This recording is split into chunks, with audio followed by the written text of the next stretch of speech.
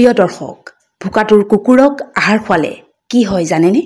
প্ৰাচীন ধৰ্মগ্ৰন্থত উল্লেখ আছে যে সংসাৰত কোনো কৰ্ম ব্যৰ্থ নাযায়।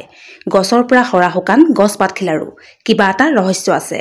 মানুহে যি কৰ্ম কৰে সেইমতেই ফল পায়, কিন্তু কেতিয়াবা এই ফল তৎক্ষণাৎ পোৱা নাযায়। প্ৰাচীন ধৰ্মগ্ৰন্থত উল্লেখ আছে, যদি কোনো ব্যক্তিয়ে প্ৰত্যেক দিনাই এটা ভোকাতুৰ কুকুৰক আহাৰ খুৱায়, তেতিয়া তেওঁ কেৱল যে কুকুৰটোৰ ভোক আঁতৰাইছে সেইটো নহয়, লগতে তেওঁ নিজৰ ভৱিষ্যত জীৱন আৰু মৃত্যুৰ পাছৰ যাত্ৰাক সহজ কৰি তুলিছে। শুনিবলৈ সাধাৰণ যেন লাগে, কাৰণ কুকুৰ এটাক আহাৰ খুৱাই ইমান এটা সৰু কাম কৰি ইমান ডাঙৰ পুণ্য পাব পাৰি জানো? প্ৰিয় দৰ্শক, আজি আপোনালোকক এনে এটা কাহিনী শুনাব বিচাৰিছোঁ, যিটো গৰুড় পুৰাণৰ শিক্ষাৰ ওপৰত আধাৰিত।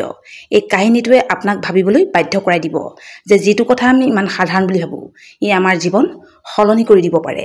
এসময়ত এখন সৰু গাঁও আছিল। গাঁওখন যদিও সৰু আৰু সাধাৰণ আছিল, কিন্তু তাৰ মানুহবোৰ খুবেই ধাৰ্মিক, ভক্তিপৰায়ণ আৰু কৰ্মী আছিল। এই গাঁওখনত এজন মানুহ সকলোতকৈ বেলেগ আছিল, যাৰ নাম আছিল মোহন। তেওঁ দৰিদ্ৰ আছিল, কিন্তু মনটো কোমল আৰু দয়াৱান আছিল। তেওঁৰ ওচৰত পৰিয়াল সম্পত্তি একোৱেই নাছিল। এটা সৰু জুপুৰিত জীৱনটো অতিবাহিত কৰি আছিল। তেওঁ প্ৰত্যেক দিনেই ব্ৰহ্মমুহূৰ্তত উঠে, স্নান কৰি ঈশ্বৰক সেৱা সৎকাৰ কৰে আৰু দিনটোলৈ ভিক্ষা মাগিবলৈ ওলাই যায়। ভিক্ষা খুজি যি পায় তাৰে অলপ আহাৰ আগতীয়াকৈ অজান জীৱক খাবলৈ দিয়ে। তেওঁ ঘৰৰ সন্মুখত সদায় কেইটামান ভোকাতুৰ কুকুৰ বহি থাকে। মোহনে কুকুৰকেইটাক নিজৰ পৰিয়ালৰ মানুহৰ দৰে জ্ঞান কৰি খাবলৈ দিয়ে।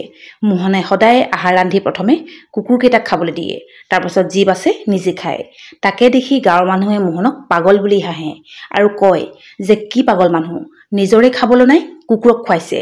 সেই গাঁওখনৰ মানুহখিনি লাহে লাহে ভৌতিকতাৰ ফালে ঢাল খাইছিল। আগৰ ধাৰ্মিক মনোভাৱ ভক্তি কমি আহিছিল। কেৱল কিবা ধাৰ্মিক অনুষ্ঠান পাতিলেহে ঈশ্বৰক পূজা সেৱা কৰে। গাঁৱৰ মানুহখিনি অহংকাৰ ভাৱ বেছি হৈছিল। মোহনৰ দৰে সৰল মনৰ মানুহক তেওঁলোকে হাঁহিছিল। এদিন সেইখন গাঁৱৰ মাজেদি এজন ধনী সদাগৰ নিজৰ ঘৰলৈ বুলি গৈ আছিল। ৰাস্তাৰ মাজতে তেওঁৰ বাহনখন বেয়া হ'ল। এফালে তেওঁ ভোকত আছিল, আনফালে আন্ধাৰো হৈ আহিছিল। গতিকে তেওঁ ৰাতিটো কটাবৰ বাবে সেইখন গাঁৱতে জেগা বিচাৰি ফুৰিছিল, কিন্তু অচিনাকি দেখি কোনো মানুহে তেওঁক খাবলৈ বা থাকিবলৈ জেগা দিয়া নাছিল। জেগা বিচাৰি বিচাৰি অৱশেষত তেওঁ মোহনৰ ঘৰ পালেগৈ। মোহনে কথাবোৰ গম পাই তেওঁক বহিবলৈ দিলে। তেতিয়া সদাগৰে ক'লে যে মই বৰ ভোকত আছো, মোক কিবা এটা খাবলৈ দিয়া। সেইদিনা মোহনে খুজি যিখিনি পাইছিল সেই আহাৰ চাৰিজনৰ বাবেও বহুত কম আছিল। সদায় বহি থকাৰ দৰে সেইদিনাও কুকুৰ দুটা বৰ আশাৰে বহি আছিল। মোহনে সেই আহাৰ আধা ভাগ প্ৰথমে কুকুৰ দুটাক ভাগ কৰি দিলে, বাচি থকাখিনি সদাগৰক খাবলৈ দিলে। তাকে দেখি সদাগৰে সুধিলে, তোমাৰ আহাৰ ক'ত?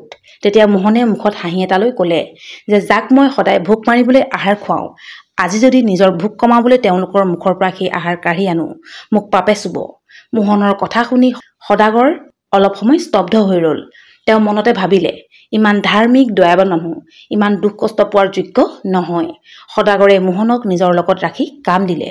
মোহনৰ জীৱনটো বহুত সলনি হৈ পৰিল। এতিয়া মোহনৰ ওচৰত কোনো অভাৱ নাছিল। এতিয়া তেওঁ সেই আগতকৈও বেছি মানুহক সহায় কৰে, ভোকাতুৰ জীৱক আহাৰৰ যোগান ধৰে। ভোকাতুৰ জীৱক বা কুকুৰক আহাৰ খোৱালে ভগৱানৰ কৃপা আপোনাৰ লগত থাকে, পাপ নাশ হয়, ঘৰলৈ সুখ সমৃদ্ধি আহে, সংকট দূৰ হয়, মনটোৱে বহুত শান্তি পায়। যদি ভিডিঅ'টো ভাল পালে লাইক কৰি দিব, শ্বেয়াৰ কৰি দিব, লগতে চেনেলটো ছাবস্ক্ৰাইব কৰিবলৈ নাপাহৰিব। ধন্যবাদ।